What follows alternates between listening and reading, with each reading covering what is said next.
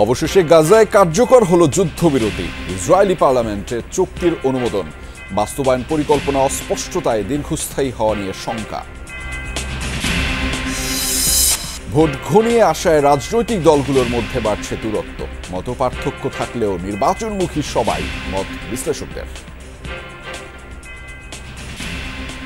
তারা দ্বিমত পোষণ করলেই রাজনৈতিক ব্যবস্থা ঠিক আছে। এরা একে অপরের বিরুদ্ধে যখন কথা বলবে, একে অপরের বিরুদ্ধে অবস্থান নেবে, একে অপরের কাজের সমালোচনা করবে, এটা রাজনৈতিক ব্যবস্থা, স্বাভাবিক ব্যবস্থা। শাপলা প্রতীক ছাড়া নির্বাচনে অংশ না নেয়ার হুঁশিয়ারি এনসিপির। রাজনৈতিক চাপের কারণে পক্ষপাতমূলক আচরণের অভিযোগ, আন্দোলন আর আইনি লড়াইয়ের সিদ্ধান্ত। প্রতীক বরাদ্দ না পাওয়ার কারণে যদি নির্বাচন কেন্দ্রিক কোনো অচল অবস্থার জায়গা তৈরি হয়, সে দায়ভার সম্পূর্ণভাবে কমিশনকেই বহন করতে হবে। আমরা এটার জন্য সর্বোচ্চ ফাইট দেব। যদি তারা এটা না দেয়, আমরা নির্বাচনে যাওয়ার ক্ষেত্রে পুনর্বিবেচনা করব। রাজধানীতে পুলিশের মাথা ব্যথা আওয়ামী লীগের ঝটিকা মিছিল। 6 মাসে গ্রেফতার হাজার খানেক, ঢালাও ধরপাকড় নয়, দরকার বিচার ও রাজনৈতিক সিদ্ধান্ত, বলছেন বিশ্লেষকরা। নির্বাচনের আগে যদি বিচার সম্পন্ন না হয়, তাহলে সেই নির্বাচনের ব্যাপারে আওয়ামী লীগ কীভাবে বিষয়টি দেখবে, তাদের নেতাকর্মীদের যে বক্তব্য এখনো, তার প্রেক্ষাপটে তো বলা যায় তারা নির্বাচনকে প্রতিহত করার চেষ্টা করবে। দেশে উচ্চ রক্তচাপের রোগী প্রায় 5 কোটি। বিশ্ব স্বাস্থ্য সংস্থার প্রতিবেদন। স্বাস্থ্য ব্যবস্থার জন্য দীর্ঘমেয়াদী সংকটের শঙ্কা।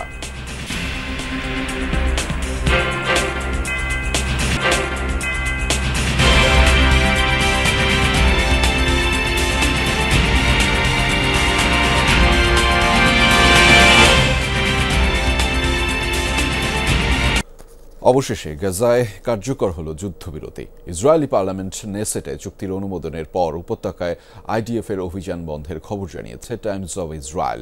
এর আগে প্রধানমন্ত্রীর কার্যালয় থেকে প্রকাশিত এক বিবৃতিতে চুক্তি অনুমোদনের বিষয়টি নিশ্চিত করা হয়। পরবর্তী 72 ঘণ্টার মধ্যে ইসরায়েলি জিম্মিদের মুক্তি দেবে হামাস। বিনিময়ে ইসরায়েলি কারাগার থেকে 2000-এর মতো ফিলিস্তিনি বন্দী ছাড়া পাবে। প্রবেশ করতে দেয়া হবে ত্রাণ সহায়তা। অন্যদিকে গাজার নির্দিষ্ট এলাকা থেকে সরে যাবে আইডিএফ সেনারা। তবে উপত্যকার 53% অঞ্চলের নিয়ন্ত্রণ থাকবে তাদের হাতে। পরবর্তী 2 ধাপে গাজা থেকে সম্পূর্ণরূপে প্রত্যাহার করা হবে ইসরায়েলি বাহিনীকে। এদিকে যুদ্ধবিরতি চুক্তি স্বাক্ষর উপলক্ষে রোববার মধ্যপ্রাচ্য সফর করবেন মার্কিন প্রেসিডেন্ট ডোনাল্ড ট্রাম্প।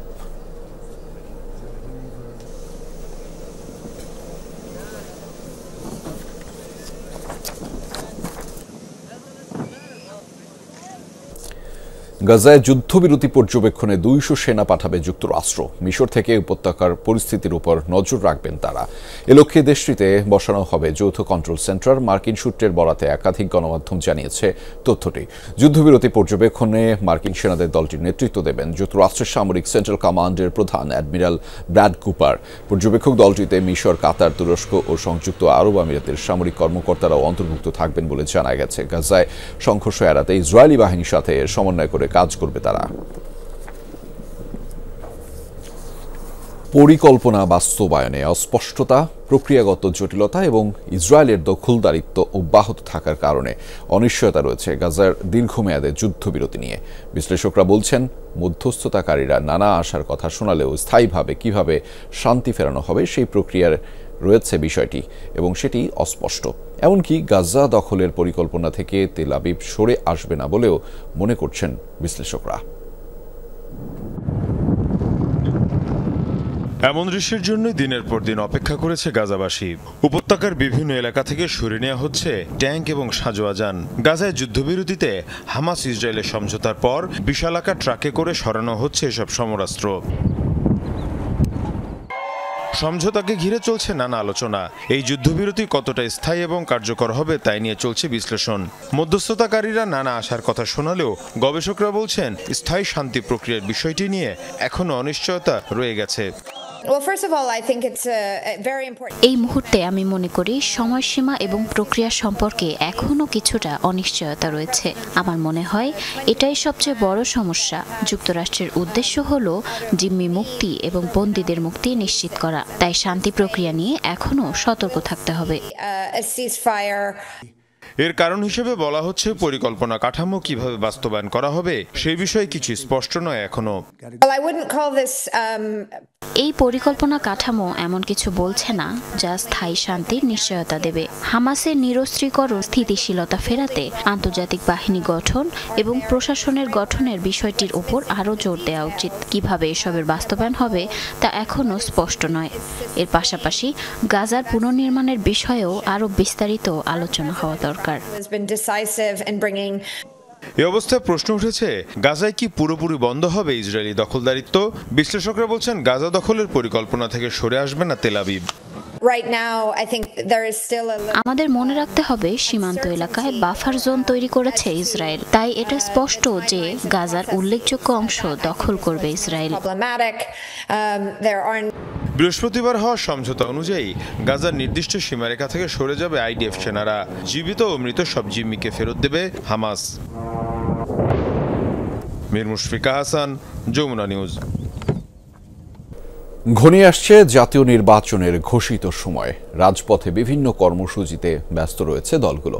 বিশ্লেষকরা বলছেন, মুখে বৈরিতা থাকলেও নির্বাচনমুখী সব রাজনৈতিক দল। বরং প্রশাসনের প্রস্তুতি ভোটের জন্য যথেষ্ট নয় বলছেন কেউ কেউ। অবাধ ভোটের আয়োজন ও ব্যালট ছিনতাই ঠেকাতে যা সবচেয়ে বেশি জরুরি। আওয়ামী লীগের বিরুদ্ধে প্রায় ২৪ বছর রাজপথে পাশাপাশি অবস্থানে ছিল বিএনপি জামায়াত। জুলাই আন্দোলনে ছাত্র জনতার নেতৃত্বে মাঠে নিবন্ধিত অনিবন্ধিত অনেক দলের সহাবস্থানও ছিল। প্রাত্যহিক জীবনে এটা একটি অনিবার্য। দিন দিন দূরত্ব বেড়েছে। রাজনীতির ময়দানে মুখোমুখি বিএনপি জামায়াতের নেতৃত্বে বিভিন্ন দল। পাল্টাপাল্টি অভিযোগ, কর্মসূচিও দিয়ে যাচ্ছে দলগুলো। ভোট নিয়েও রয়েছে ভিন্ন ভিন্ন মত। গভীর ষড়যন্ত্র শুরু হয়েছে যে সেই নির্বাচনকে ভিন্ন কাজে পরিচালিত করবার, জীবন এবং রক্ত দিয়ে একটি সুষ্ঠু নির্বাচন আদায় করবে ইনশাআল্লাহ। বিশ্লেষকরা বলছেন, রাজনীতিতে মতপার্থক্য স্বাভাবিক ঘটনা। কর্মীদের নির্বাচন সংশ্লিষ্টতা বাড়াতে এমন নানামুখী কর্মসূচি দেয় দলগুলো। পারস্পরিক শ্রদ্ধা রেখে একে অপরের বিরুদ্ধে সন্দেহ কিংবা অভিযোগও দোষের কিছু না। তারা দ্বিমত পোষণ করলেই রাজনৈতিক ব্যবস্থা ঠিক আছে। এরা একে অপরের বিরুদ্ধে যখন কথা বলবে, একে অপরের বিরুদ্ধে অবস্থান নেবে, একে অপরের কাজের সমালোচনা করবে, এটা রাজনৈতিক ব্যবস্থা, স্বাভাবিক ব্যবস্থা। আর যখন তারা সবাই একমত হয়ে যাবে তখন তো স্বৈরাচার ব্যবস্থা তারা দাঁড়াবে। 7 দিনের জোটের মাঠে নামার মধ্য দিয়ে তারা যে কাজটা করছে সেটা হলো এই যে সে যে রাজনৈতিকভাবে বেঁচে আছে, টিকে আছে, এটা পাবলিককে জানাচ্ছে। তবে অবাধ ভোটের জন্য প্রশাসনের শক্ত অবস্থান জরুরি। দরকার আইনশৃঙ্খলা পরিস্থিতির উল্লেখযোগ্য অগ্রগতি। গেল 14 মাসে সরকার দৃশ্যমান তেমন কিছু দেখাতে পারেনি বলে অভিযোগ বিশ্লেষকদের।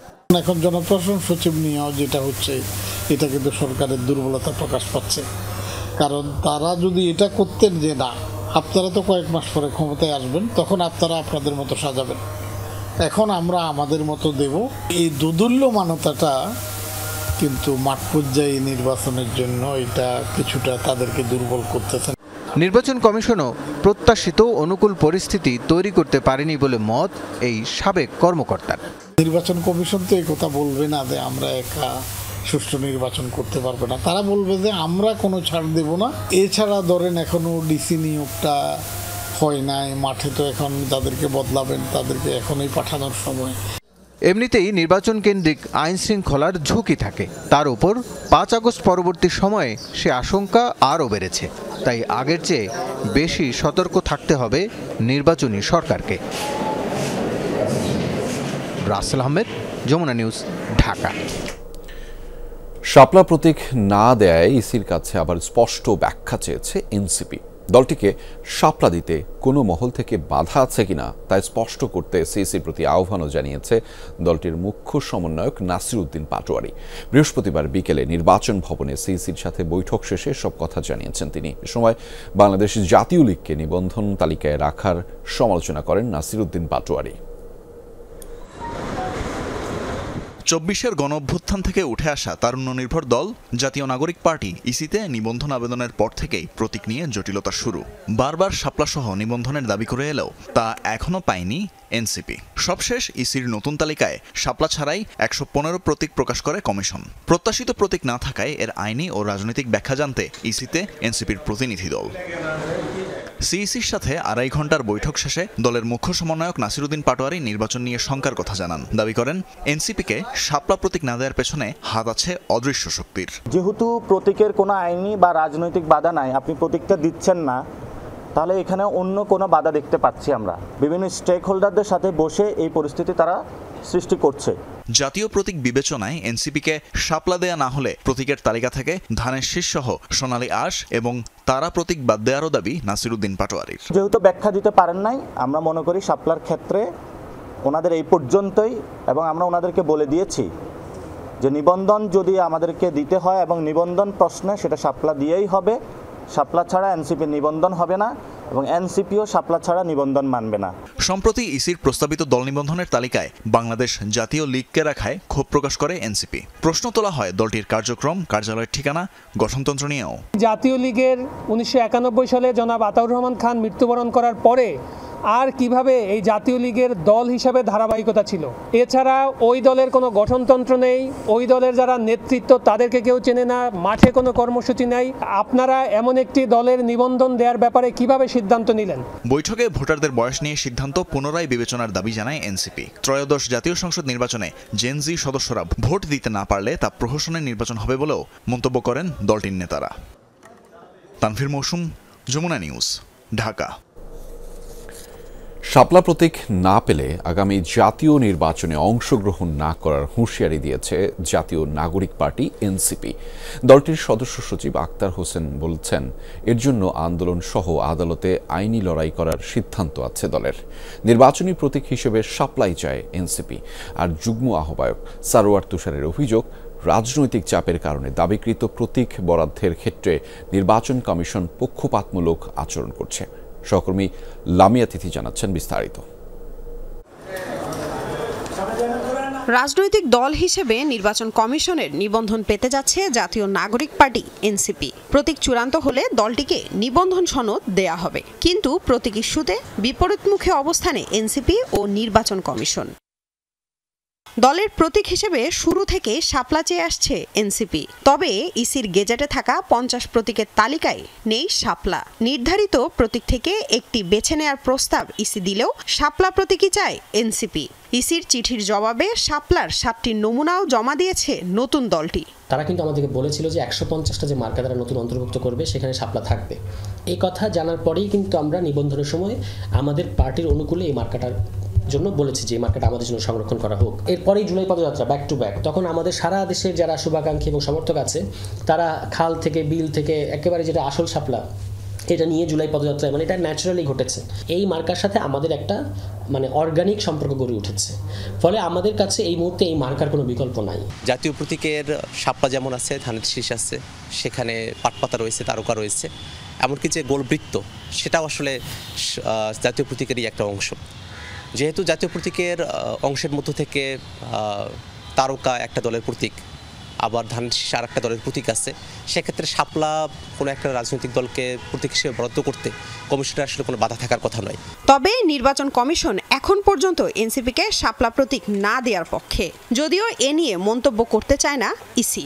তবে নির্বাচন ব্যবস্থার সংস্কার কমিশনের সদস্য ও সাবেক ইসি যুগ্ম সচিব জেসমিন টুলি বলেছেন, তালিকার বাইরে নতুন প্রতীক বরাদ্দে আইনি বাধা নেই ইসির। প্রতীক শাপলা পেতে কোনো আইনগত কোনো বাধা নেই। যদি এনসিপিকে শাপলা দিতেই হয় তাহলে বিধিমালার একটা ছোট্ট সংশোধনী করতে হবে যে বিধিমালা তফসিল এততে এত নম্বরে এই শাপলা প্রতীক অন্তর্ভুক্ত করা হলো, ছোট্ট একটা। আর বিধিমালা এটা খুব একটা কঠিনও কাজ নয়, এটা মূলত তাদের সিদ্ধান্তের উপর ডিপেন্ড করবে। এ অবস্থায় এনসিপির শীর্ষ নেতারা বলছেন, শাপলা না দিলে নির্বাচনে অংশ নেবেন কিনা বিবেচনা করবেন তারা। কমিশনের আইনগত দিকে কোনো বাধা নাই আমাদেরকে শাপলা প্রতীক বরাদ্দ করতে। তো এখনো পর্যন্ত আমাদের কাছে মনে হয় যে কমিশনের সদিচ্ছার অভাব শাপলা প্রতীক বরাদ্দ করতে, এবং এর সঙ্গে কোনোভাবে কোনো রাজনৈতিক ষড়যন্ত্র লুকিয়ে আছে কিনা সেটাও আমাদের কাছে এখন ধারণার জায়গা তৈরি হচ্ছে। প্রতীক বরাদ্দ না পাওয়ার কারণে যদি নির্বাচন কেন্দ্রিক কোনো অচল অবস্থার জায়গা তৈরি হয়, সে দায়ভার সম্পূর্ণভাবেই কমিশনকেই বহন করতে হবে। এই প্রতীক ইস্যুতে আমাদেরকে যে অহেতুক ভোগান্তির মধ্যে তারা রাখছে, এটা প্রমাণ করে যে ইসি চায় না এনসিপি নির্বাচনে আসুক, কিন্তু আমরা এটার জন্য সর্বোচ্চ ফাইট দেব। যদি তারা এটা না দেয়, আমরা নির্বাচনে যাওয়ার ক্ষেত্রে পুনর্বিবেচনা করব। আমরা এই প্রতীক ছাড়া নির্বাচনে যাব না।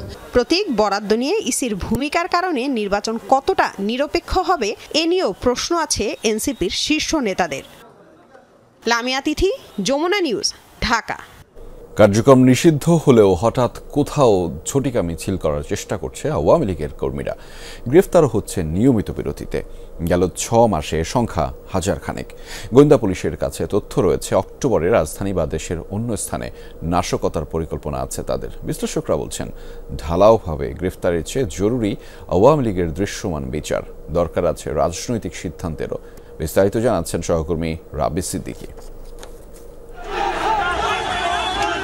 তীব্র গতিতে ছুটেন তারা।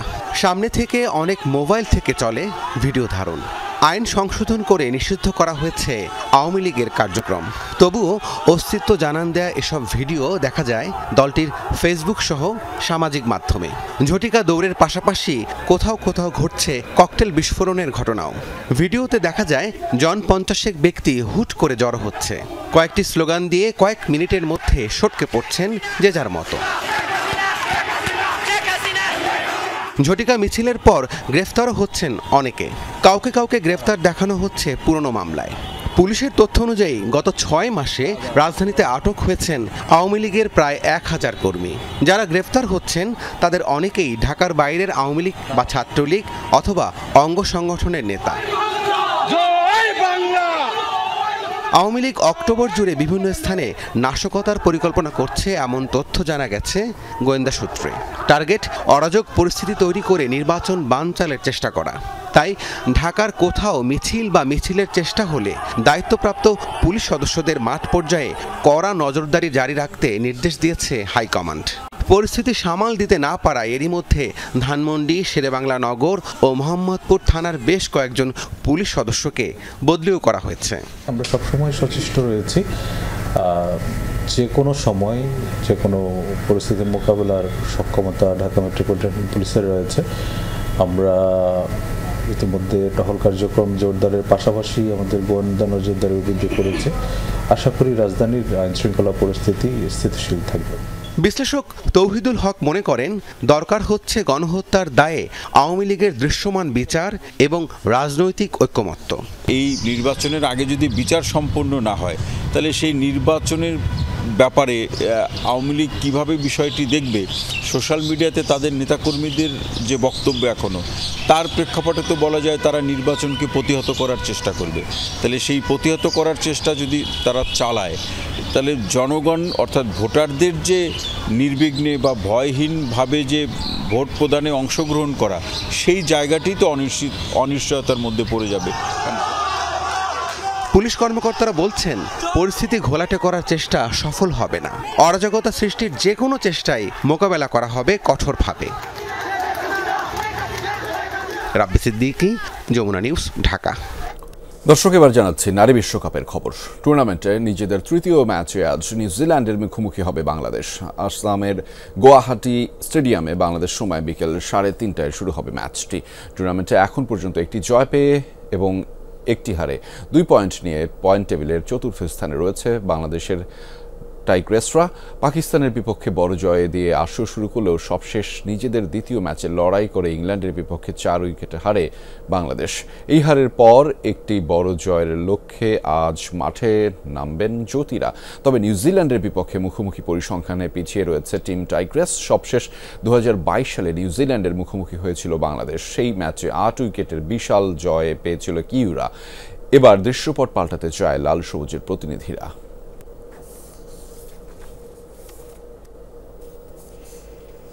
মানিকগঞ্জে জুলাই আন্দোলনে হামলা মামলা থেকে আওয়ামী লীগ নেতাদের নাম বাদ দিতে বাদীকে চাপ দেওয়ার অভিযোগ উঠেছে এনসিপি নেতাদের বিরুদ্ধে।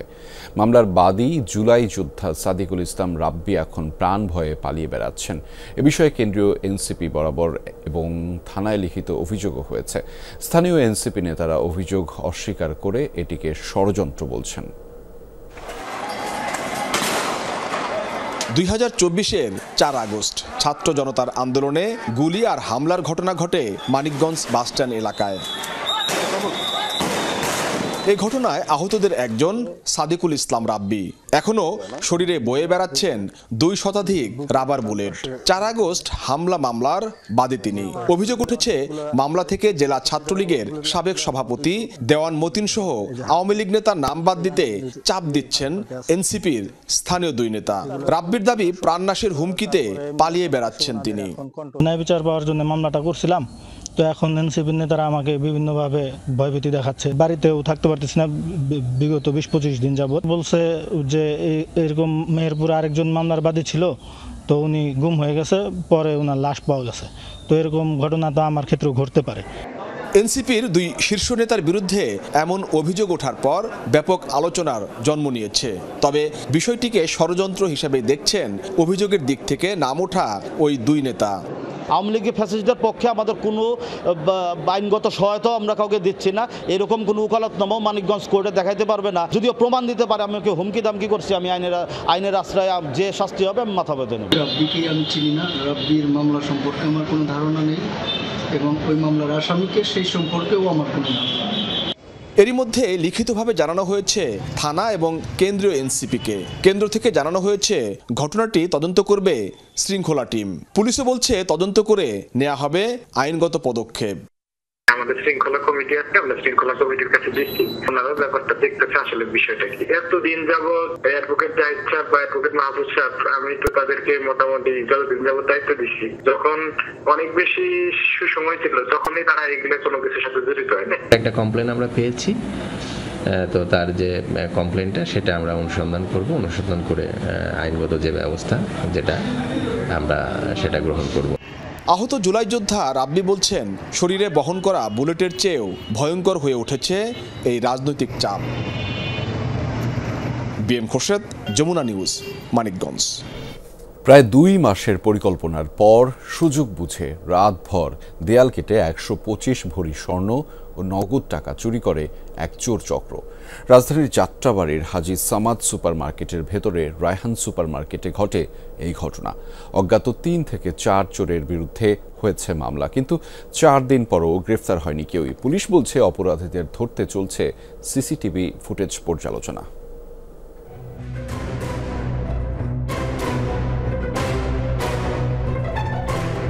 সোমবার সকাল 10টা যাত্রাবাড়ির রায়হান সুপার মার্কেটের গেট খোলেন প্রহরী। ঠিক সে সময় মার্কেটের ভেতরে থাকা 3 জন একে একে বেরিয়ে যান। ঘটনা জানাজানি হয় এর আধা ঘন্টা পরে। মার্কেটের লিলি জুয়েলার্সের মালিকের দাবি তার দোকানের দেয়াল কেটে দোকানের সব স্বর্ণ আর নগদ 2,75,000 টাকা লুট করে পালিয়ে যায় ওই 3 জন। ঘটনাস্থলে দেখা যায় রাতভর পাশের দোকান থেকে দেয়াল কেটে ভেতরে ঢোকে চোরের দল। রবিবার সারাদিন দোকানদারি করার পর 5 তারিখ আর কি, তো দোকানদারি করার পর রাতে দোকান বন্ধ করে চলে যায়, সব কিছু ঠিকঠাক থাকে। তো সোমবার প্রতিদিনের মতো সোমবার যখন সকালে আসি, এসে দোকান খুলি, খোলার পরে দেখি দোকানের এই অবস্থা, টোটালি দোকানের মধ্যে কোনো কিছুই নাই। তো যখন এই অবস্থা দেখে তো আমার অবস্থা তখন খুবই খারাপ হয়ে যায়। তখন আমার কথা শুনে আশেপাশে সব দোকানদার জড়ো হয়ে যায়। 2 মাস আগে অনলাইনে ড্রেস বিক্রির নামে ভাড়া নেওয়া হয় দোকানটি। এরপর থেকেই পাশের স্বর্ণের দোকানে নজর ছিল এই চোর চক্রের। গ্রেফতার এড়াতে চুরি করা হয় সিসি ক্যামেরার ডিভাইস। ক্ষতিগ্রস্ত মালিকের অভিযোগ, মার্কেটের সিসি ক্যামেরায় অপরাধীদের স্পষ্ট শনাক্ত করা গেলেও তাদের গ্রেফতারে গড়িমসি করছে পুলিশ। মামলা করার পরে তো তারা এই পর্যন্ত প্রায় 4 দিন হয়ে গেছে আজ। তো এই 4 দিনের মধ্যে আমি কোনো অগ্রগতি দেখতে পারতেছি না যে সেই মামলাটার কোনো কিছু একটা সুরাহা করতে পারছে, বের করতে পারছে, অথবা কাউকে গ্রেফতার করতে পারছে, এরকম কিন্তু কোনো কিছুই নাই। এখানে দোকান জিনিসপত্র নিয়ে ওখানে বসে সব ওইখান থেকেই তারা মাল সামানগুলো সব ব্যাগে ভেতরে ভরছে ওই রুমের থেকে। তারপরে যখন দোকান খুলছে 9:30-10টার সময়, তখন তারা 9:30টার সময় এই ব্যাগগুলো এনে চলেছে, সিসি ক্যামেরাতে এটা ধরা পড়ছে। ওয়ারি বিভাগের ডিসি জানান, সিসি ক্যামেরার ফুটেজ পর্যালোচনা করে অপরাধীদের শনাক্তের চেষ্টা চলছে। দোকানের পাশের একটি দোকান তারা ভাড়া নিয়েছিল কৌশলে, এবং তাদের নাম পরিচয় তারা গোপন রেখে, অর্থাৎ মালিকের অসাবধানতায় তারা দোকানটা ভাড়া নিয়েছে, এবং গত আগস্ট থেকে এই চুরির আগ পর্যন্ত তারা সেই দোকানে অবস্থান করে। এই সংক্রান্ত মামলা হয়েছে, তদন্ত অব্যাহত আছে, কারণ তাদের নাম ঠিকানা কিছুই ছিল না। আমরা ফুটেজ পেয়েছি, আমরা আশাবাদী যে খুব শীঘ্র সময় আমরা তাদেরকে আইডেন্টিফাই করতে পারবো, এবং আইডেন্টিফাই করার পর গ্রেফতার এবং যে সকল মালামাল খোয়া গেছে সেগুলো আমরা উদ্ধার করতে সমর্থ হবো। যাত্রাবাড়ির এই ঘটনার পর মৌচাকের ফরচুন শপিং মলে লুট হয় প্রায় 500 ভরি স্বর্ণ। রেদওয়ান আহমেদ, যমুনা নিউজ, ঢাকা। দেশের 4,86,00,000 মানুষ উচ্চ রক্তচাপে ভুগছে। 2.5 কোটি লোক জানেই না তাদের ব্লাড প্রেশার বেশি।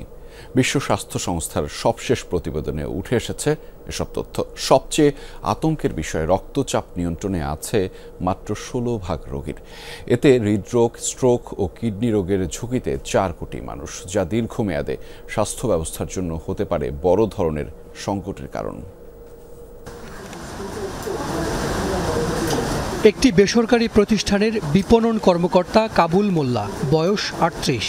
রক্তচাপ বেশি থাকলেও গুরুত্ব দেননি কখনো। সম্প্রতি হার্ট অ্যাটাকের পর ভর্তি হয়েছেন রাজধানীর ন্যাশনাল হার্ট ফাউন্ডেশনে। ওষুধ খাওয়া হয়নি, ওষুধ খেতে বলছিল, কিন্তু ওষুধ খেলেও দেখি যে নর্মাল, না খেলেও নর্মাল। প্রেশার লাস্টে যখন ঢাকা মেডিকেলে মাপলাম তখন 180/140। এই হাসপাতালে ব্লাড প্রেশার নিয়ে অবহেলার এমন অনেক গল্প আছে। হার্ট অ্যাটাক হওয়া রোগীদের বড় একটি অংশের রক্তচাপ নিয়ন্ত্রণে নেই, এমন রোগীর সংখ্যা বাড়ছেই। স্বাস্থ্য বিভাগের তথ্য মতে দেশের 24% মানুষের উচ্চ রক্তচাপ আছে। তবে জাতিসংঘ অধিবেশনে বিশ্ব স্বাস্থ্য সংস্থার দেয়া তথ্যে দেখা যায় এই হার এখন 4% বেড়ে হয়েছে 28%। অর্থাৎ 17 কোটি মানুষের দেশে উচ্চ রক্তচাপের রোগী 4,86,00,000। অন্য কোনো রোগে এত রোগী নেই দেশে। সরকারের দিক থেকে সরকার চেষ্টা করবে যাতে ট্রিটমেন্টগুলো সঠিকভাবে সবাইকে পৌঁছাতে দিতে পারে, কিন্তু জনগণের একটা দায়িত্ব আছে, আপনি আমরা সবাই মিলে যেটাকে আমরা কিভাবে প্রতিরোধ করব, মানুষের মধ্যে সচেতনতা বৃদ্ধি। রোগীদের অর্ধেকই জানেন না তাদের রক্তচাপ বেশি, আর চিকিৎসা নিয়েও একটা বড় অংশের রক্তচাপ নিয়ন্ত্রণে নেই। ফলে আক্রান্তদের 84% অর্থাৎ 4 কোটি মানুষ জটিল 3 রোগের মারাত্মক ঝুঁকিতে। উচ্চ রক্তচাপ আসলে কি করে, বিভিন্ন অর্গানে গিয়ে এটা প্রেশার ক্রিয়েট করে। সবচেয়ে বেশি ক্ষতিটা হয় স্ট্রোকে গিয়ে, যে কোনো সময় হেমোরেজিক স্ট্রোক, মানে ওই ধমনীটা ছিঁড়ে গিয়ে স্ট্রোক হতে পারে। তো যে কোনো সময় টাইম বোম হিসাবে মানুষজনের হাঁটাহাঁটি করছে বাকিরা, এবং এটাই আমরা দেখতে পাচ্ছি। হঠাৎ করে স্ট্রোক হচ্ছে, হঠাৎ করে এমআই হচ্ছে, মানে কিছুই ছিল না, জানতো না, ওই সময় স্ট্রোক হচ্ছে। উচ্চ রক্তচাপ নিয়ন্ত্রণে রাখতে একজন রোগীকে দিনে গড়ে 10 টাকার ওষুধ খেতে হয়। সেই হিসেবে 4,86,00,000 মানুষের রক্তচাপ নিয়ন্ত্রণে দৈনিক ব্যয় হবে প্রায় 50 কোটি টাকা। 1/4 বেশি রোগ যদি হাইপারটেনশনের মতো অসংক্রামক রোগে ভোগে, সেই ক্ষেত্রে শুধু এত বিশাল জনবল কার্যক্ষমতা হারায় না, তাদের জন্য তার ফ্যামিলির মধ্যে একটা ইকোনমিক বার্ডেন চলে আসে চিকিৎসার ব্যয় মেটানোর জন্য। এই বিশাল জনবলকে যদি আমরা অসুস্থ রাখি, তাহলে তাদের দেশের ন্যাশনাল জিডিপিতে একটা প্রভাব পড়ে, এবং সেটা অঙ্কের হিসাবে বিশাল। দেশে মোট মৃত্যুর 71%ই অসংক্রামক নানা রোগে। এই হার বেড়েই চলেছে। হাসান মিসবাহ, যমুনা নিউজ, ঢাকা। চিকিৎসক সংকটে ধুকে ধুকে চলছে পাবনা মানসিক হাসপাতাল। নেই পর্যাপ্ত জনবল, ফলে রোগীরা পাচ্ছেন না পর্যাপ্ত সেবা। 500 শয্যার বিপরীতে রোগী ভর্তি সহস্রাধিক। চরমভাবে ব্যাহত হচ্ছে চিকিৎসা সেবা। হাসপাতালটিকে দ্রুত আধুনিকায়ন করার দাবি রোগী, স্বজন ও হাসপাতাল সংশ্লিষ্টদের। আজ বিশ্ব মানসিক স্বাস্থ্য দিবস, অথচ মানসিক স্বাস্থ্য উন্নয়নে দেশের প্রথম সরকারি হাসপাতালটির স্বাস্থ্যই ভালো নেই। 1957 সালে 60 জনের জন্য নির্মাণ করা হয় পাবনা মানসিক হাসপাতাল। পরে শয্যা সংখ্যা বাড়িয়ে করা হয় 500। তবে বরাবরই ভর্তি থাকে দ্বিগুণ রোগী। রোগীর ভিড়, এই যে সিরিয়াল, আমাদের রোগী দেখতে দেখতে অলরেডি দুপুর হয়ে গেল। সিট কম থাকার কারণেই আমাদেরকে ভর্তি নিচ্ছে না। আমরা অনেক রিকোয়েস্ট করি, আমাকে ঢুক পারি দেয় না ডাক্তারের কাছে। স্বাস্থ্য মন্ত্রণালয় ও বিশ্ব স্বাস্থ্য সংস্থার এক যৌথ জরিপ বলছে দেশের প্রায় 3 কোটি মানুষ মানসিক স্বাস্থ্য সমস্যায় ভুগছেন। এই হাসপাতালে থাকার কথা 31 জন চিকিৎসক, অথচ 22 জন দিয়ে চলছে হাজার খানেক মানুষের চিকিৎসা।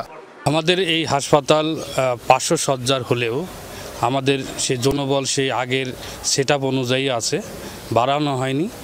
এ কারণে আমাদের হাসপাতাল চালানো খুবই মুশকিল হয়ে যাচ্ছে। চিকিৎসক তো বটেই, নেই পর্যাপ্ত কর্মচারীও। 119 জনের জায়গায় তৃতীয় শ্রেণীর কর্মচারী হিসেবে 72 জনকে দিয়ে কাজ চালাচ্ছে কর্তৃপক্ষ, আর চতুর্থ শ্রেণীর কর্মচারী রয়েছেন মাত্র 61 জন। বিশেষ করে তৃতীয় এবং চতুর্থ শ্রেণীর যে জনবহুলগুলো এগুলো আমরা মারাত্মক সংকটের মধ্যেই আছি। মেডিকেল অফিসার পোস্টে যে মোটামুটি ফুলফিল থাকলেও বিশেষজ্ঞ চিকিৎসক এখানে খুবই কম, মানে যারা পোস্টিং হয় হয়তো সাময়িকভাবে কিছুদিন আসার পর তারপর দেখা গেলো যারা ঢাকা চলে যাচ্ছে। অধিদপ্তর বলছে হাসপাতালের শয্যা সংখ্যা বৃদ্ধি ও অভিজ্ঞ চিকিৎসক নিয়োগ সহ মানোন্নয়নে বৃহত্তর একটি প্রকল্প একনেকে উপস্থাপন করা হবে। একনেকে অনুমোদন হলে এটা তো অনেকগুলো বিষয় এখানে যোগ হবে, ইনশাল্লাহ আমাদের যে আকাঙ্ক্ষা এই হাসপাতালে সেটা হয়ে যাবে। শুধুমাত্র সমন্বিত উদ্যোগের অভাবে হাসপাতালটি রোগীদের জন্য অস্বস্তিকর হয়ে উঠছে বলে মনে করেন সচেতন মহল। শরীফ ফারুকি, যমুনা নিউজ। চট্টগ্রামের 16টি সংসদীয় আসনের 86টি ভোট কেন্দ্র নিয়ে আপত্তির শুনানি শেষ। আপত্তির পক্ষে বিপক্ষে বক্তব্য শুনেছে নির্বাচন কমিশন। চূড়ান্ত তালিকা প্রকাশ করা হবে 25 অক্টোবর। এরপরই জানা যাবে ভোট কেন্দ্রের খসড়া তালিকায় পরিবর্তন আসছে কিনা। 86টি ভোট কেন্দ্রে আপত্তি দিয়েছিলেন তারা। সেই আপত্তির শুনানিতে অংশ নিতে বিভিন্ন ওয়ার্ড, ইউনিয়ন এবং উপজেলা থেকে এসেছেন চট্টগ্রামের আঞ্চলিক নির্বাচন কমিশন কার্যালয়ে। বেশিরভাগই রাজনৈতিক দলের স্থানীয় নেতাকর্মীরা। যেভাবে নিরাপত্তাভাবে ভোট দিয়েছি সেইভাবে আমরা ভোটটা দিতে পারি মতো আমাদের সেন্টারটা বহাল রাখা। কোনো রকম যুক্তিসঙ্গত কারণ ছাড়া শুধু তাদের ব্যক্তিগত স্বার্থ চরিতার্থ করার জন্য তারা কেন্দ্রটাকে ওইখানে নিয়ে আসছে। পটিয়ার সব কেন্দ্র এই তথাকথিত আওয়ামী ফ্যাসিস্ট সরকার এলোমেলো করে ফেলেছে। যেখানে যেখানে জনগণের অসুবিধা হচ্ছে আমরা সেই অভিযোগ দিয়েছি। কেউ চান আগের ভোট কেন্দ্র পরিবর্তন, কেউ চান বহাল। নিজ দল বা পছন্দের প্রার্থীর সুবিধার জন্য কেউ কেউ আপত্তি দিয়েছেন বলে জানান অনেকে। যে কেন্দ্রে মানুষ মারা গেছে ওই কেন্দ্রে তারা কেন পরিবর্তন করে নিয়ে আসতে চাচ্ছে, এটা হচ্ছে কি অবশ্যই তাদের একটা হচ্ছে কি চক্রান্ত। আমাদের সেন্টার হচ্ছে 50 বছরের আগে সেন্টার, সবসময় নিরাপত্তা, ভোট আরও বেশি, ওখান থেকে ওরা কেন নিয়ে যাচ্ছে? বিশৃঙ্খলা হওয়ার সম্ভাবনা বেশি, কোনো দুর্বিসন্ধিমূলকভাবে ষড়যন্ত্রমূলকভাবে ওখানে ওরা নিয়ে যেতে চাচ্ছে। চট্টগ্রামের 16টি আসনের মধ্যে একটি ছাড়া বাকি সবকটি থেকে আপত্তি জমা পড়েছে। শুনানিতে আপত্তি প্রদানকারী এবং আপত্তির বিরোধিতাকারী উভয় পক্ষের কথা শোনেন নির্বাচন কমিশন কর্মকর্তারা। একদম চুল ছাড়া বিশ্লেষণ করব, দেখব যে ভোটারদের সুবিধা হবে কোনটায়। আমাদের নীতিমালার ভোট কেন্দ্রের যে নীতিমালা আছে, নীতিমালার মধ্যে কোনটা পড়ে সেটা দেখে সর্বোপরি ভোটারদের সুবিধার্থে আমরা সেই সিদ্ধান্তটা দিয়ে দেব। কমিশনের প্রকাশ করা তালিকা অনুযায়ী চট্টগ্রামের 16টি সংসদীয় আসনে খসড়া ভোটকেন্দ্র 1950টি এবং ভোটকক্ষ বা বুথের সংখ্যা প্রায় 12,500, যা গত নির্বাচনের চেয়ে কম। জোবায়েত ইবনে শাহাদাত, যমুনা নিউজ, চট্টগ্রাম। গত মঙ্গলবার রাতে খুলনার দাকোপ উপজেলার তিলডাঙ্গা ইউনিয়নের বটবুনিয়া বাজারের কাছে ঢাকি নদীর বাঁধ ভেঙে যায়। এতে পানিতে তলিয়ে যায় অন্তত 6টি গ্রাম, ভেসে যায় অন্তত অর্ধশত মাছের ঘের ও পুকুর, তলিয়ে যায় প্রায় 3000 বিঘা আমন ধান। স্থানীয়দের অভিযোগ, পানি উন্নয়ন বোর্ডের গাফিলতির কারণেই বারবার বাঁধ ভাঙছে। ঘূর্ণিঝড় রিমালের আঘাতে বাঁধ ভেঙেছিল ঠিক এখানেই। সেই ক্ষত কাটিয়ে উঠতে না উঠতেই ফের ভাঙনের কবলে এলাকাবাসী। ঢাকি নদীর ভাঙ্গা বাঁধ দিয়ে দুদিন ধরে লোকালয়ে পানি ঢুকে তলিয়েছে অন্তত 6টি গ্রাম। গত মঙ্গলবার রাতে খুলনার দাকোপ উপজেলার তিলডাঙ্গা ইউনিয়নের বটবুনিয়া বাজারের কাছে ঢাকি নদীর বাঁধ ভেঙে যায়, ভেসে যায় অর্ধশত ঘের আর পুকুরের মাছ, প্লাবিত হাজারের বেশি ঘরবাড়ি, নিমজ্জিত প্রায় 3000 বিঘা আমনের ক্ষেত। স্থানীয়দের অভিযোগ, পানি উন্নয়ন বোর্ডের গাফিলতির কারণে বারবার ভাঙছে বাঁধ। আমাদের আর কোনো ফসল আমরা করি না, কিন্তু এই যে ধান তো যদি মার হয়ে যায় আমাদের তো পথে যেয়ে বসতে হবে, মানে এইটা ছাড়া আমাদের কোনো উপায় নেই। আমার থাকবার কোনো জায়গা নেই, গরুগুলো তাই বালির মাঠে আনি রাখিছি। জলে প্লাবিত, আমাদের অনেক ক্ষয়ক্ষতি হয়ে গেছে। বছরের একটা ফসল সেটাও আমাদের নষ্ট হয়ে গেছে। 5-6টা ওয়ার্ড একবারে এই পানি প্লাবিত হয়ে গেছে। দায় নিতে নারাজ পানি উন্নয়ন বোর্ড, দাবি ভাঙন ঠেকাতে প্রয়োজনীয় ব্যবস্থা নেওয়া হচ্ছে। জাইকার অর্থায়নে একটা কাজও চলমান আছে, 500 মিটার স্থায়ী প্রোটেকশন কাজ, এবং ওই প্রকল্পেই আমরা ডিপিপি রিভাইসে আরও 400 মিটার প্রোটেকশন করার জন্য আমরা প্রস্তাব পাঠিয়েছি এবং এটা প্ল্যানিং কমিশনে প্রক্রিয়াধীন আছে। আজ অথবা কাল হয়তো এই বাঁধ মেরামত হবে, আটকে যাবে নদীর পানি। তবে গত 2 দিনে এই এলাকার যে ক্ষতি হয়েছে তা পূরণ হতে সময় লাগবে কয়েক বছর। শেখ আল এহসান, যমুনা নিউজ, খুলনা। মারমা এক শিক্ষার্থীর সাফল্যে আলোকিত খাগড়াছড়ির পানখাইয়াপাড়া। ভারতের কর্ণাটকের মাইসুর বিশ্ববিদ্যালয় থেকে শান্তি ও সংঘর্ষ অধ্যয়নে বিষয়ে প্রথম স্নাতকোত্তর ডিগ্রি অর্জনকারী এবং গোল্ড মেডেল প্রাপ্ত প্রথম মারমা শিক্ষার্থী তিনি। পাহাড়ি তরুণের মেধার স্বীকৃতিতে পরিবারের পাশাপাশি স্থানীয়রাও দারুণ খুশি। খাগড়াছড়ি সদরের পানখাইয়াপাড়ার বাসিন্দা উগ্গজাই মারমা খুকু আইসিসিআর স্কলারশিপ পেয়ে 2022-23 শিক্ষাবর্ষে ভারতের কর্ণাটকে মাইসুর বিশ্ববিদ্যালয়ে পড়াশোনার সুযোগ পান। সেখান থেকে শান্তি ও সংঘর্ষ অধ্যয়ন বিষয়ে স্নাতকোত্তর ডিগ্রি অর্জনকারী প্রথম মারমা শিক্ষার্থী তিনি। ছিলেন ক্লাস টপার। বিশ্ববিদ্যালয়টির 105তম কনভোকেশনে পান গোল্ড মেডেল। আমাদের 4টা সেমিস্টার আছে, 4টা সেমিস্টারে হচ্ছে আমি ফার্স্ট ক্লাস ফার্স্ট ছিলাম এবং ওভারঅল যে সিজিপিএ ছিল আমি ওইখানে first class first, class topper. So ওই ক্লাস টপার হওয়ার কারণে আমাকে হচ্ছে আমাদের ডিপার্টমেন্ট থেকে একটা গোল্ড মেডেল অফার করে। জম্মু কাশ্মীর নিয়ে কাজ করে পাওয়া মেধার স্বীকৃতি ভবিষ্যতে কাজে লাগাতে চান নিজ দেশে। সাম্প্রদায়িকতা চিন্তা বাদ দিয়ে যদি আমরা কাজ করতে পারি তাহলে হয়তো আমরা ইন ফিউচারে আমাদের যেটা হেলথটেক্সের যে একটা মানে কি বলবো রেশিয়াল যে একটা ইস্যু আছে ওইটা হয়তো আমরা লাঘব করতে পারবো। 3 ভাই 1 বোনের মধ্যে সবার বড় উগ্গজাই। তার সাফল্যে খুশি পরিবারের সদস্য এবং প্রতিবেশীরা। আশীর্বাদ করে উনি যেন আরো বড় হোক, ওনাকে দেখে আরো আমাদের গ্রামের মানুষেরা আরো এগিয়ে চলো।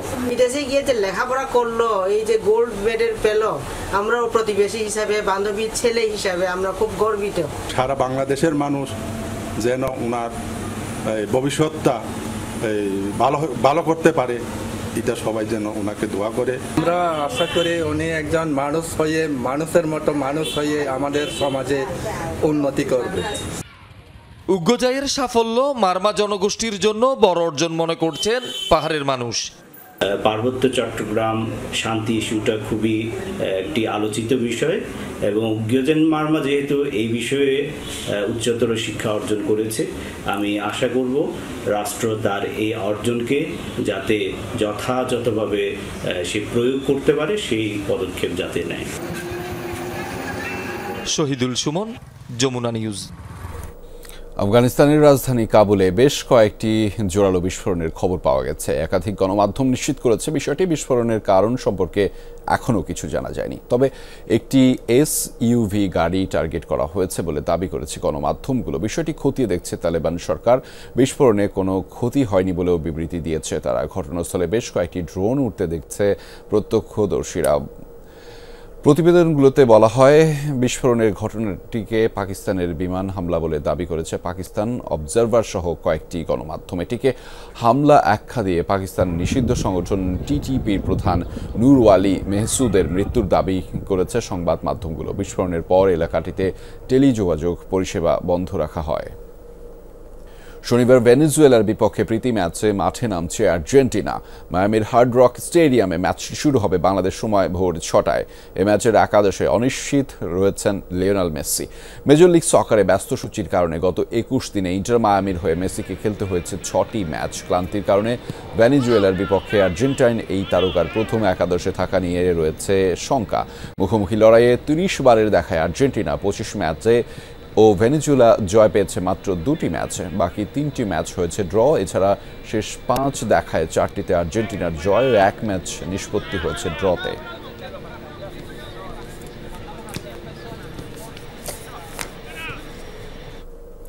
দর্শক, এই ছিল যমুনা নিউজে। এতক্ষণ সাথে থাকার জন্য আপনাদের সবাইকে ধন্যবাদ।